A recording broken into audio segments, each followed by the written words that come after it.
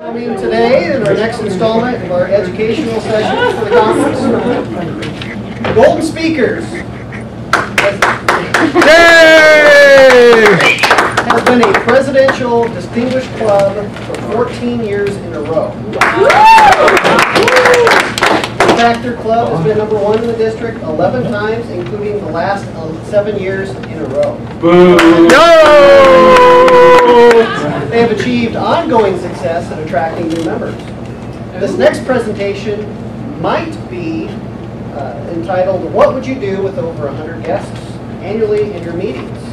But I want to know that answer myself. For the last 9 years, they've had 2 to 3 special meetings per year, which is geared not only to attracting potential new members, but also present interesting, useful information to the community at large.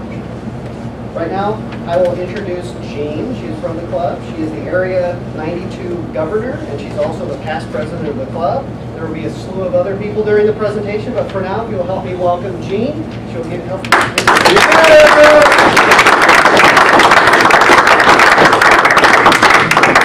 It's Green Jean to you. Yes, Green Jean, Dancing Machine. Welcome, everyone, to our presentation. And just so you didn't have to write frantically throughout the whole thing, I've been told by our technological whiz, Tom Trainer, that this information will be up in the cloud by next week. You'll be getting paperwork as you leave. It'll have details, so you don't have to write like math. We just want to give you the overall kind of concepts, why we do this, kind of some bigger pieces so that you can kind of absorb that and modify it for your own clubs, your own areas. So my job is to start with the why do we do it. Well, I came up with 3 basic reasons. First one is to demonstrate value to the community. What does our Toastmasters Club bring in terms of value to the community? We happen to be in Fairfield, Iowa, so that's our community. Secondly, what value does the club bring to individual members? You want people to see that. And third, how does this event process help us with our club cohesion? All right, so let's just talk about the value to the community. We pick out speakers. We look around. We start this process a couple of months ahead of the event, and we start asking, who do we know, who would we like to hear from? And who has a relevant message for our club members and for the community at large? Who would they come to see? The invitation goes out. We're generally looking for free, and we usually get it because this is a huge audience. People love it. We're also looking, when the people are there, we're wanting to demonstrate a finished product. Here is what you could become. Someone who is accomplished at speaking, connecting with an audience, demonstrating leadership skills. And then we also, just in terms of, again, for value for the community, the events are always free. We don't charge. All of the club comes together, provides food. We have kind of a potluck thing, and I am a firm believer in the value of free food for getting attention. Some of you, that may have been the deciding point on whether you went to something or not. It's free food. So we advertise that. And it's also a place where people socialize. Very busy community. People don't get to see each other. This is a place they come together. Oh, how are you doing? What's happening? So we really turn it into a big social event as well. So it's fun and connecting. And by association, this is what we do in a Toastmasters Club, is we have fun and we socialize. Okay, secondly, so that's value to the community. Secondly, value to the individual members.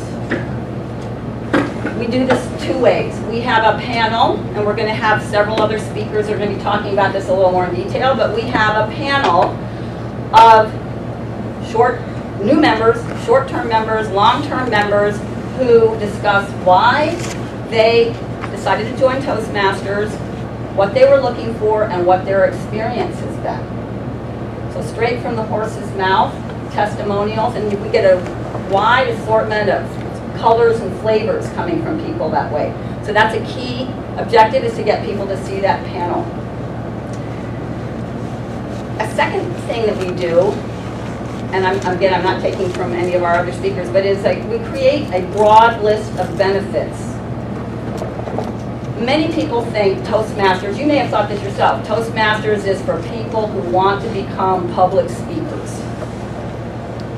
If that's not what you're looking for, you could go years thinking that Toastmasters is not for you. My brother said to me, well, after you master the toast, do you get to go on to bagels? So we want people to get that there are a lot of benefits to becoming a Toastmaster member. People accomplish things in groups. Communication. Where is that not happening? Churches.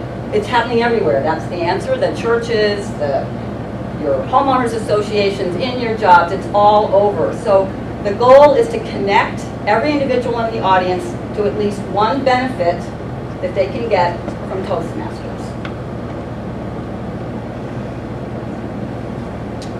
And then, okay, so that's that process. Then, just for what it does for our team, and I'm going to step out here because if someone were evaluating, they'd be saying you're hiding behind the podium or the lectern. Oh, we're all evaluating. And you're not dancing enough. Yeah. I'm out in a little more formal setting here. Okay. Nothing like having your own club members here to keep you authentic. We usually wait till afterwards, but we can. Yeah.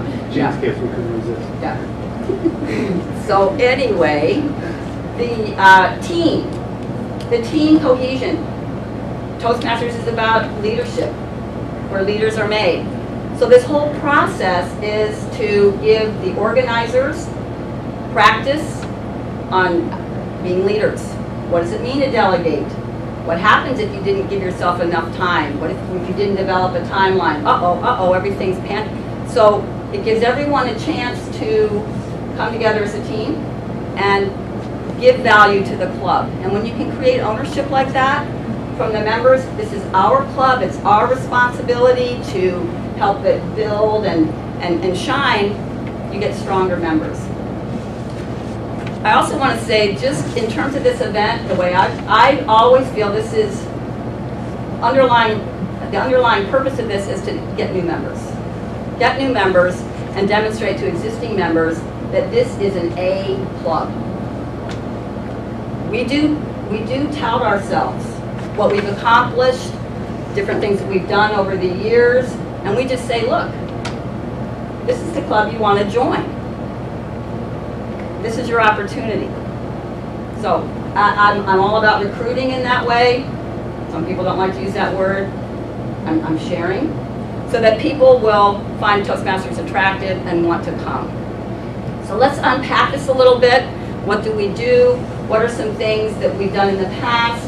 And then we're going to keep moving through, and then we'll give you an opportunity to ask questions.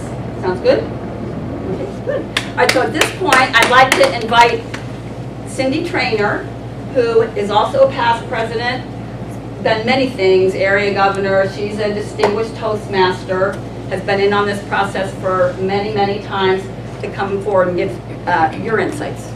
Yay!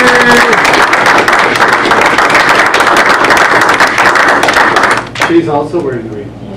Yes, green is in, right? There's a number of you that have green on today, or a version of. Calendar impaired. They think it's St. Patrick's Day. Okay, but it's not St. Patrick's Day. My portion is to talk about guest speakers. How do you find a guest speaker? James talked about that just a moment ago. Well, you want your guest speaker to be someone who's articulate, someone who can share with the community, with your guests that are going to show up, in something that they could really get out of the meeting. Yes, we are a little devious in golden speakers. The whole purpose is to bring people in so they can learn about Toastmasters, but you need a draw. You need something that someone says, oh, this person's talking about social media, I've always wanted to know how to use Facebook or Twitter. And this meeting is going to show me how to do that, tell me how to do that. So we had Ron Kerr, Ron Kerr's wife, Phyllis. No, this doesn't look like you. We had Phyllis It's a more Kerr. recent picture than most of these people. Right. We had Phyllis come. She's a member of the Fairfield community.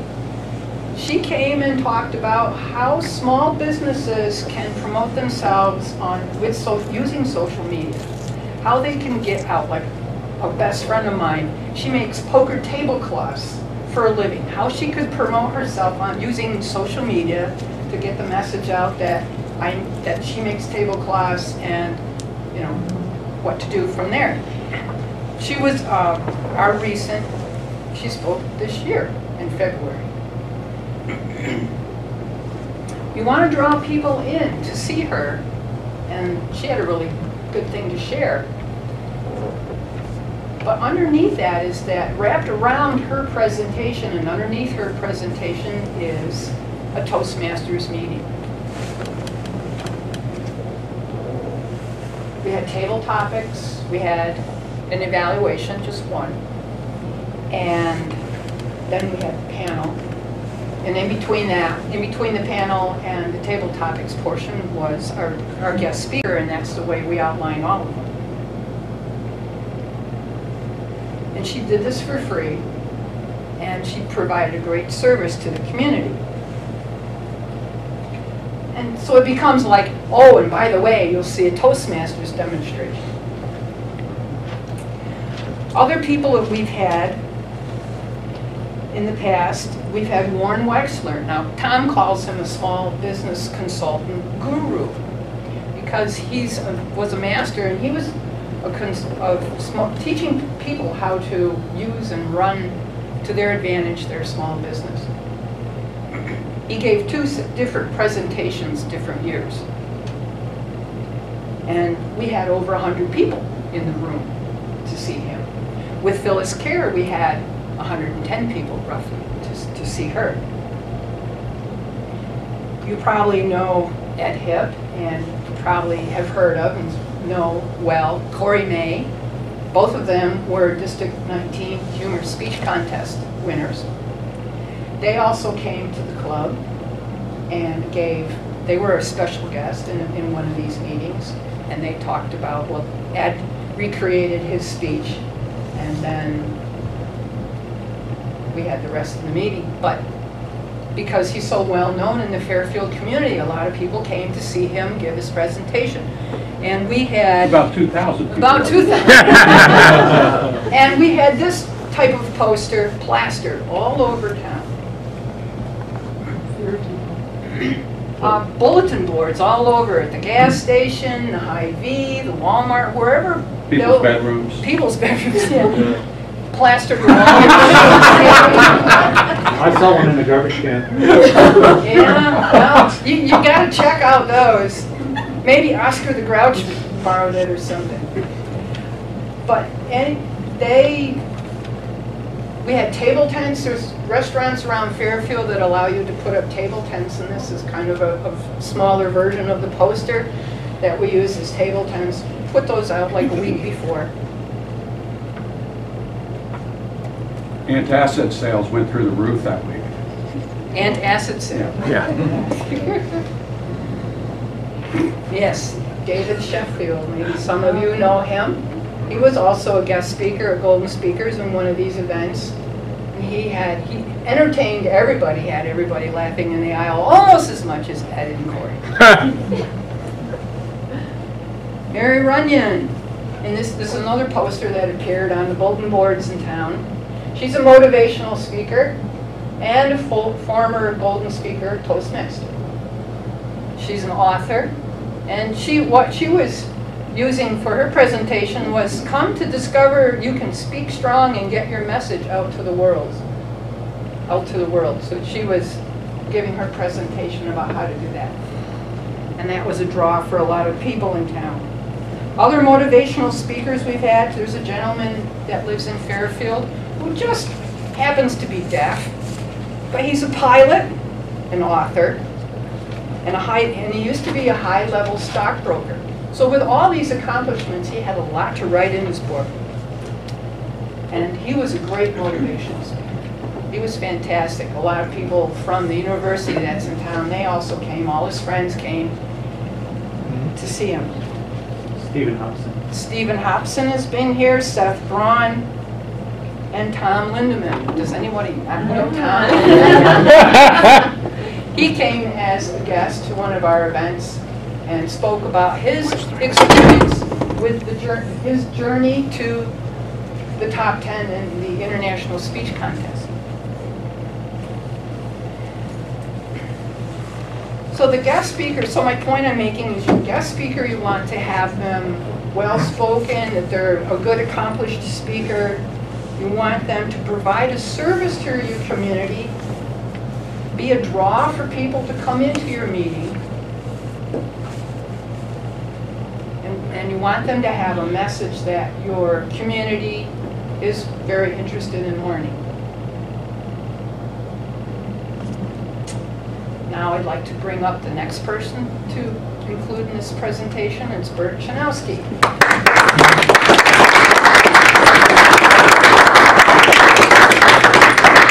Bert is also a member of the Fairfield community. He's been a TEDx speaker recently. And then the other item was the, National Rural Futures Conference. I I spoke at the National Rural Futures Conference last week. Yeah, wow. And you're not wearing green. I didn't get the memo. No. It's pastel day. It's no matter what you look at it. But you know what's great about today? It's only one more day to National Frog Jumping Day. So practice. I came to Golden Speakers Toastmasters. I've known about Toastmasters a little bit in our community, but you can never do enough publicity. Just so happens I was at the post office, got in my car. I don't spend much time in my car in Marktown because it's only 6 blocks to the post office. It doesn't take long to get there.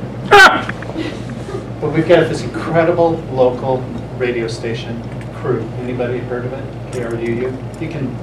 You can pick them up here in Des Moines, Cedar Rapids. They broadcast all over the world on the internet. But it's a low-power radio station, and I heard an interview with this German guy, and I noticed he was talking about, I can't remember, couldn't really understand very well, but sounded interesting. His name was Herr Rogaine. Has anybody heard of him? Herr Rogaine. I thought, God, this is just what I needed, because I was bald at the time. I thought, I really need to come to this presentation. Toastmasters grew your hair? I heard he was going to speak at the Golden Speakers Toastmasters. I said, this sounds interesting. What a great, they brought this guy all the way from Germany. And again, I only heard a little bit on the radio. I didn't really get the full sense of what he was going to talk about. I thought I should come, check it out. And I did. And I came to the meeting. It was a special meeting. And it was really crowded, and you had to literally move people out of the seats so you could have a place to sit. Make them stand up or whatever. But it was crowded. And there was this presentation there, and it was the Herr Rogaine. It wasn't really the Herr Rogaine, it was Ed Hip. I'm going, Ed Hip, and he's trying to be funny. And he's they're talking, he's the state humor speech competition. I thought, he's okay funny, but he could use some help. That's what I'm thinking. I'm thinking, yeah, he's funny, but I'm probably funnier than he is. So it set a challenge for me. I said, if you can win a state speaking contest of being okay funny, what if they had somebody in the club could really sort of help coach him, really promote him on the international stage? So that was kind of my benevolent thing. But I came to a club, and guess what? I always had an excuse of why not to join Toastmasters. I spoke a lot. I travel all over the world speaking, all over the country speaking.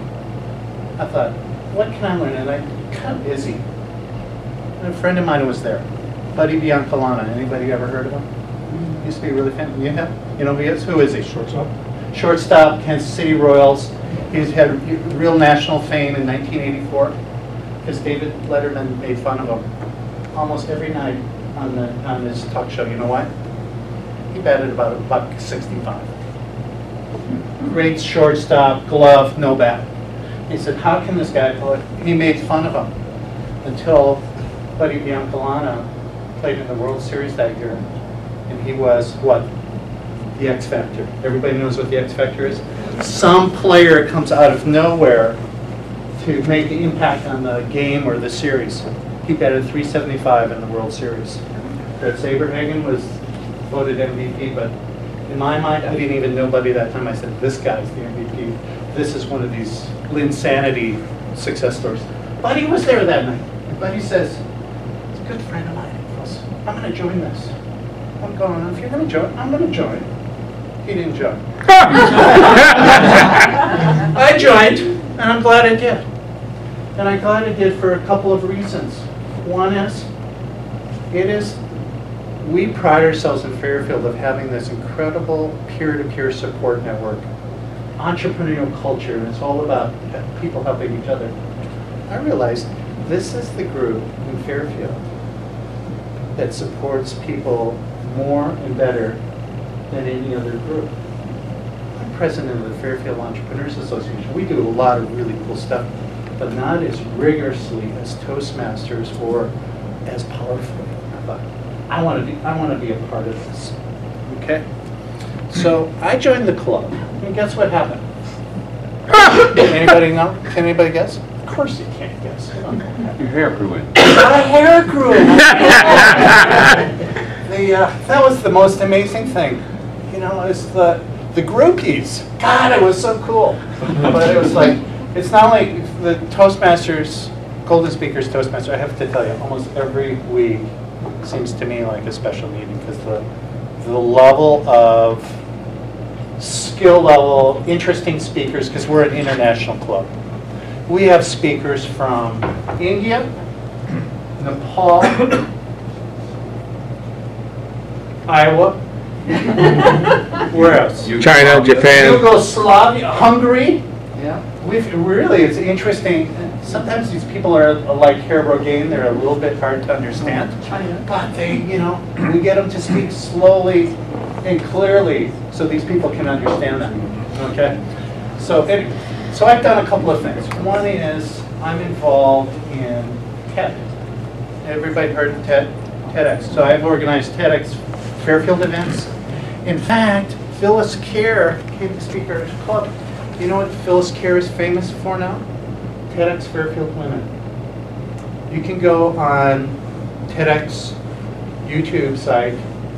I would suggest watching Phyllis for a couple of reasons. One, it gets her rating up higher. Number two, she did a presentation on women building communities. I was invited to the TEDx Summit in Doha, Qatar, if you will, in the Middle East a month or so ago. All expenses paid, because I'm a TEDx organizer. I was at a meeting with the TEDx Women event, because they're going to do another one this year, and they were asking about speakers. I said, what about Phyllis Kerr? They said, yeah, we saw her video.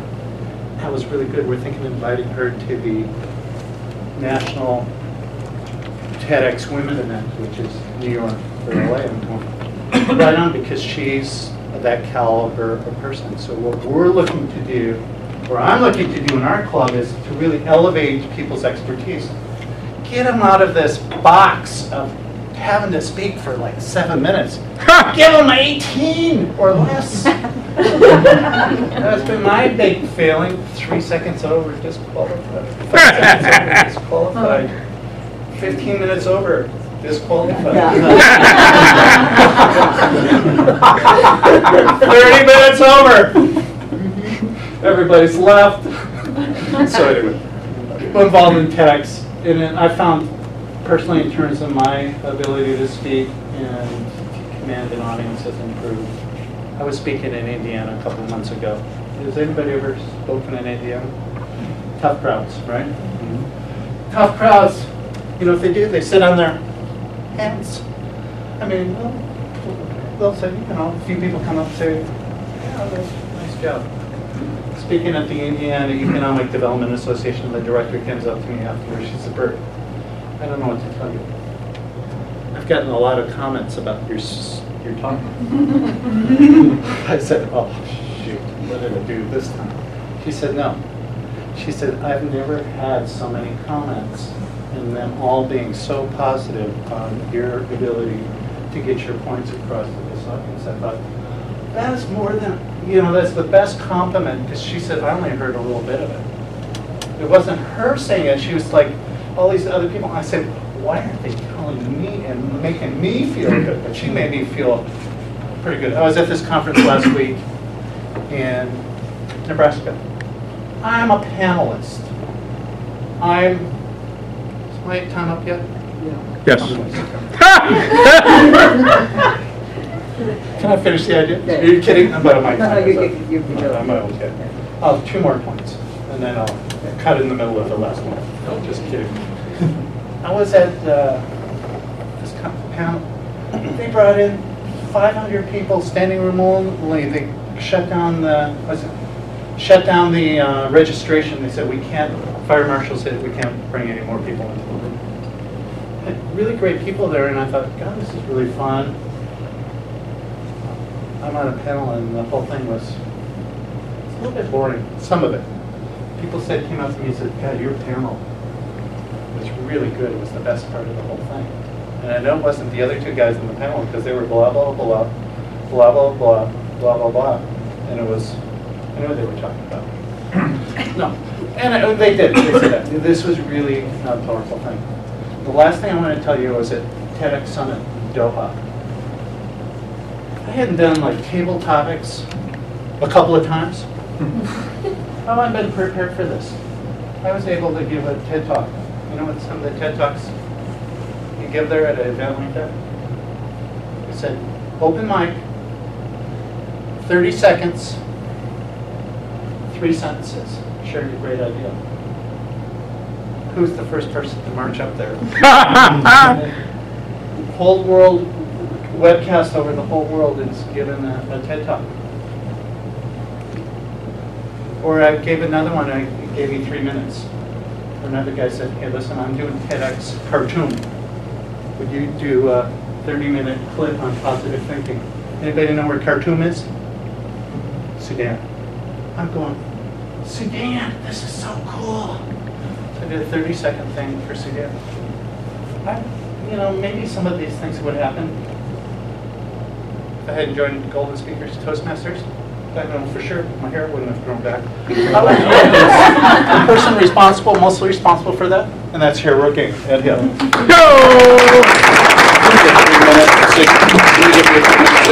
Say 3 minutes, I will. Thank you guys all for coming. I'm going to give you a bonus in addition to finding out about the panel, which is my part of it, because I've led the last 4 panels at Golden Speakers. This bonus lesson is from my third and fourth grade girls' PE class that I teach. And it is how to handle when you're giving a speech and somebody's hit you in the mouth with a golf club and your lip is swollen. Okay? You don't pretend like it's not there. You give everybody a chance to say, ooh, because that's what they all did. And say, what happened to you? But once they did that, then it was all over. So I'm not going to tell you whether it's a fat lip that I got from going overtime in one of my speeches, or whether it's a bunch of congealed, extraneous filler words that didn't quite make it out of my mouth, or whether my girlfriend bit me, don't tell my wife, or whether, as someone said, after I gave a presentation, she said she thought I had stuck a gummy bear on my lip just for the comedic effect. And I said, boy, you've got a really underestimated or overestimated sense of my comedic instincts. Okay, so now we've got the you out of the fact. I'm going to start by showing you this chart, giving you a chance to look at it. I'm doing it with you because it's something we do in our club when we have the panel. We have a chance for people to sell themselves on why they want to join Toastmasters. Now, you guys are already in Toastmasters, so what is our group selling you today? We're selling you on the idea that you would do this meeting. But like everybody, you got to ask, what's in it for me? And so the way we do this in our meeting is we have this poster up. You can see I've had the tape over because we actually have the poll where we say, these are the reasons that people have joined Toastmasters. And we say, we'll just do this one for a second. I'm going to get to this one in a minute. So I say, out of all the members that are here tonight, how many of you get principal value for being in Golden Speakers is public speaking? And I say you can vote for 3 different ones. And then we count the hands and we write.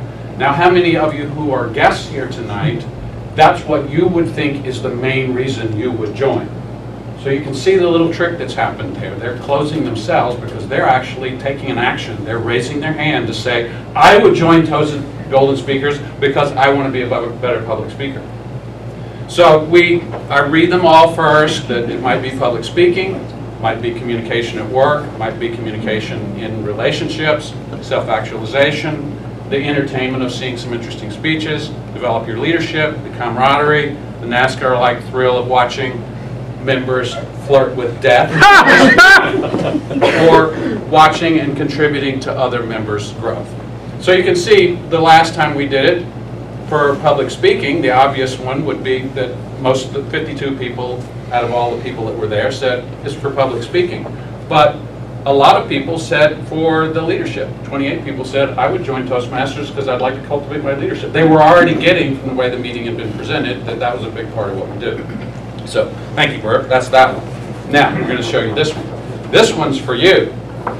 If we had more time, I'd have you actually vote so we get a sense of the way we presented this. Have everybody vote. Which aspects of this meeting have we sold you on? So, I looked at the benefits of doing this meeting over and over, twice a year, and I got that the obvious one is that you get more members. We have about 42 members all the time. Now, we have a turnover rate in Fairfield because it's a college town, so it's not the same 42 all the time, but when we lose some people, we gain some people, and it stays at 42 all the time. Now, the fun of being in a room where there's 42 members, which means our average attendance is 25 people every night, is wonderful. It's so much fun to be in a meeting where there's 25 people. I don't know what happens to the other 17 every week. They're trying. Recovering from the last evaluation. Meeting club goals. That's a big thing for our club. We not only want to meet our club goals, but we have this egoic thing that we're going to do it first every year. But that's a big one for us. Builds momentum towards all the club goals. And it's for the joy and self-actualization of the event as an opportunity for self-expression, regardless of whether it achieved any purpose. Did it cause people to join? Did it achieve a goal? Throw all that aside. To have the club come together and work towards something as powerful as this, and have the panels get up and talk, it's powerful just for its own purpose. For the vital energy of love in the room, to be in a room where there's 130 people that are there around cultivating self-expression with Corey May is beautiful. It's really a beautiful experience. He's talking from his heart. Everybody's getting that he got being able to talk from his heart out of being in Toastmasters. It's awesome. To uplift people, whether they join the club or not, with the possibility of greater self-expression. So we have a lot of people that come, obviously out of 130 people, not all of them joined, but they've all had their lives altered by listening to Corey May tell his story. Do I have another one? Pushing through the fear you Oh, yes. And pushing through their fear. So that's another one. Now, I think I've come close to my end. Thank you, Bert. I'll say that the issues for the person who sets up the panel, this is a pretty big event for us in terms of manpower. It goes easier for us as a 42-member club than it will for a club that's got 20 members. But we're able to divide all the roles up. We have somebody who's in charge of marketing, somebody who's in charge of the panel. I often get to be in charge of the panel moderator. So that means I have to choose my guests. the people that I'm going to have speak, so we try to get a cross-reference of a number of people, a man and a woman, a young person, an old person, somebody who's been in the club a long time, somebody who's been in the club a short time. One year we got overly picky about it, and Tom said, I want you to get an African, Chinese, American, who's a neurophysicist and an expert gymnast who can garden. And it took me like 4 days to figure out which one of our members fit that before I could get it. Well, we figured it out.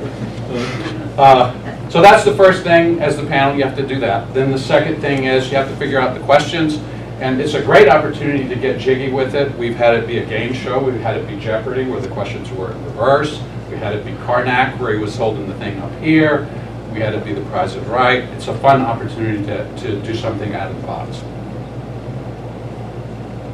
And the last thing I'll say to you is Tom's favorite quote, that we do the special meeting, we get a special speaker that we can make a poster about in order to get people in the room to close them on joining Toastmasters.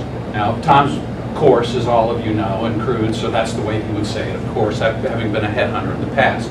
And the way we close them is we have a panel of members that fits that description I just said, so that when you're in the audience, you can always go, there's somebody just like me who joined Toastmasters who's answering this question of what was it like to do your icebreaker speech. And they hear somebody say there was fear and there was all kinds of stuff, but I feel so good about myself, haven't got over that, and then they're closed. With that, I'm closed. Thank you.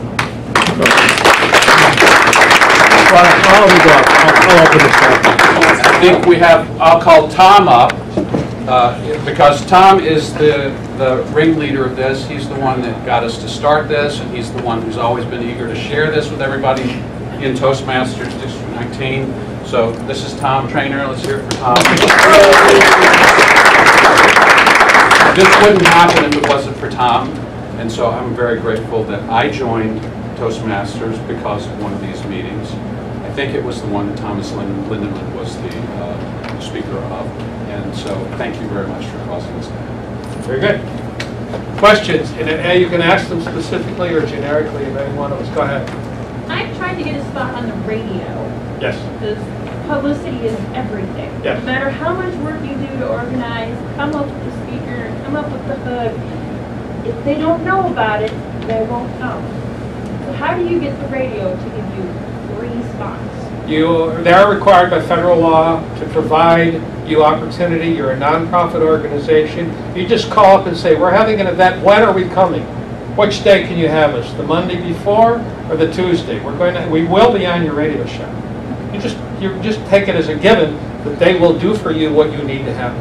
And you can insist.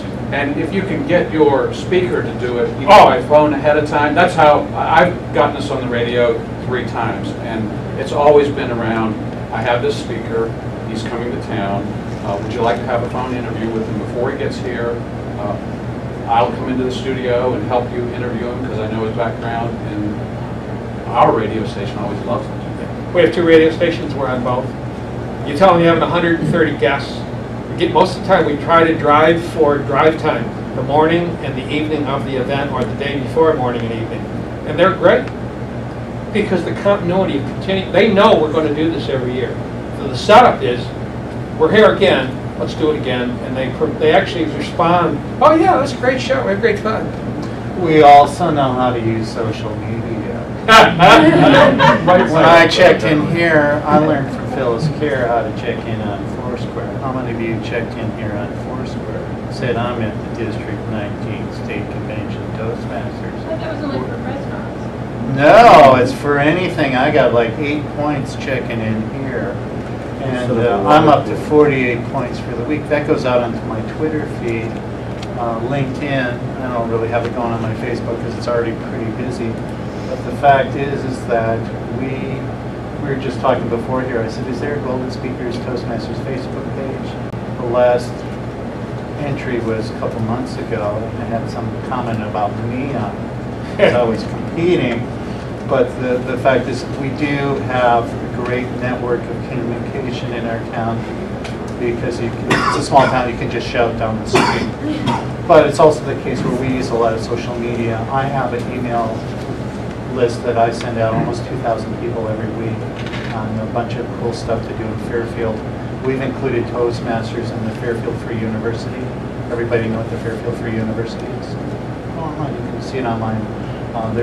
We cover, we provide links to online courses at MIT and Stanford, but we also have everything from art to yoga classes locally.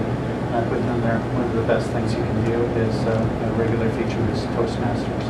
But word of mouth is really the biggest thing. But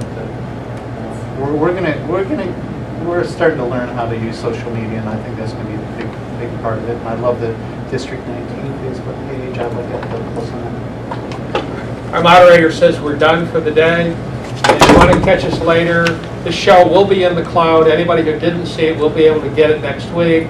The DVD of a special event I will give you in the paperwork. The address is in the cloud now. And anybody who wants more paperwork, email us. We'll send you paperwork. So it's all here for you. Feel free to ask us throughout this weekend any questions you have. We're happy to do some things maybe tailored to your community. And this is your free handout. Take home with you.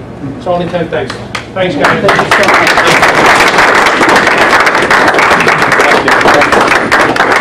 Take one of those. Give some up. Okay, and if we'll bring out